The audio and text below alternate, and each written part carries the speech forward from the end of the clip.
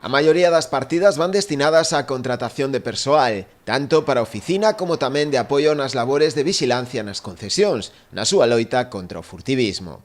É o caso das confrarías de Rianxo, a que se lle conceden 18.000 euros, Aguiño e Noia, ambas as dúas con 12.000, Pobra do Caramiñal con 14.000 e Porto do Son, tamén con preto de 14.000 euros. Outras das axudas teñen como finalidade a modernización dos procesos de produción e comercialización dos pósitos.